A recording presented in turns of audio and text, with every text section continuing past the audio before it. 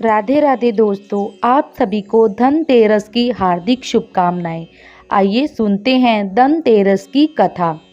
एक बार भगवान विष्णु ने धरती लोक में विचरण करने का निश्चय किया। जब उन्होंने ये बात लक्ष्मी जी को बताई तो उन्होंने भी साथ में चलने का आग्रह किया। तब विष्णु जी ने कहा कि अगर तुम मेरे साथ चलना चाहती हो तो तुम्हें मेरी आज्ञा का पालना करना होगा और मेरे कहा मानना पड़ेगा। लक्ष्मी जी ने भगवान विष्णु की शर्त मान ली और उनके साथ धरती पर विचरण करने निकल पड़ी। धरती पर पहुंचने के बाद भगवान विष्णु और लक्ष्मी जी एक जगह रुके और वहां विष्णु जी ने उनसे कहा कि मैं दक्षिण दिशा की ओर जा रहा हूं, जब तक मैं ना आऊं तुम कहीं मत जाना।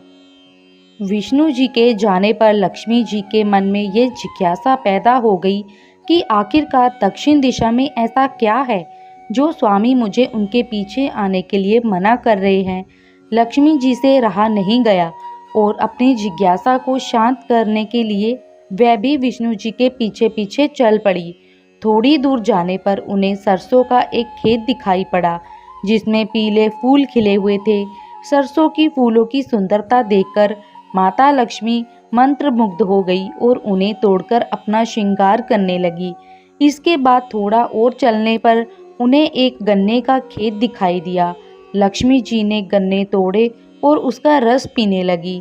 उसी क्षण भगवान विष्णु जी वहां प्रकट हो गए। विष्णु जी लक्ष्मी जी को देखकर उन पर क्रोधित हो गए और बोले, मैंने तुम्हें इधर आने से मना किया था पर तुम नहीं मानी और किसान के खेत में चोरी का अपराध भी कर बैठी। अब तुम्हें इस अपराध से मुक्ति पाने के लिए इस किसान की 12 सालों तक सेवा करनी पड़ेगी। ऐसा कहकर भगवान उन्हें वहां छोड़कर क्षीर सागर लौट गए। इसके पश्चात लक्ष्मी जी उस गरीब किसान के घर में भेष बदलकर रहने लगी। एक दिन लक्ष्मी जी ने उस किसान की पत्नी से कहा कि तुम स्नान करके पहले मेरे द्वारा बनाई गई लक्ष्मी जी की प्रतिमा का पूजन करो और उसके बाद रसोई में भोजन बनाओ। तुम पूजा में देवी से सच्चे मन से जो भी मांगोगी वह तुम्हें मिल जाएगा। किसान की पत्नी ने ऐसा ही किया। लक्ष्मी जी की पूजा के फल स्वरूप किसान का घर धन धान्य के परिपूर्ण हो गया। लक्ष्मी जी की कृपा से किसान को सभी सुखों और समृद्धि की प्राप्ति हुई। इस प्रकार किसान के 12 वर्ष आनंद पूर्वक कट गए।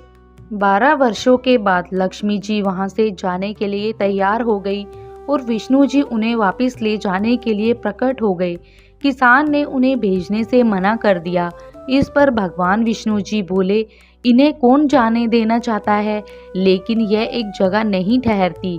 मेरे श्राप के कारण यह 12 वर्षों से तुम्हारी सेवा कर रही थी और अब इनके जाने का समय हो गया है। किसान हठ पूर्वक बोला कि मैं लक्ष्मी जी को जाने नहीं दूंगा। इस संवाद में लक्ष्मी जी किसान से बोली कि यदि तुम चाहते हो कि तुम्हारे घर में हमेशा मेरा वास हो तो मैं जैसा कह रही हूँ तुम ठीक वैसा ही करना। कल तेरस है, तुम घर को लीप पोत कर स्वच्छ कर लेना। रात्रि में घी का दीपक जलाकर रखना। शाम के समय मेरा पूजन करना और एक तांबे के कलश में कुछ सिक्के भरकर रख देना। मैं उस कलश में निवास करूंगी, किंतु मैं तुम्हें दिखाई नहीं दूंगी। इस एक दिन की पूजा से तुम्हारे घर में सदैव निवास करूंगी। ऐसा कहकर लक्ष्मी जी अंतर्ध्यान हो गई। किसान ने लक्ष्मी जी के कहे अनुसार उनका विधि पूर्वक पूजन किया। लक्ष्मी जी के आशीर्वाद से उसके घर में हमेशा समृद्धि का निवास बना रहा। मान्यता है कि तभी से तेरस के दिन लक्ष्मी जी की पूजा होती है और धनतेरस का त्योहार मनाया जाता है। इस कथा को पढ़ने वाले सभी भक्तों पर भी इसी प्रकार माँ लक्ष्मी जी की कृपा बनी रहे। आप सभी को धनतेरस की हार्दिक शुभकामनाएं।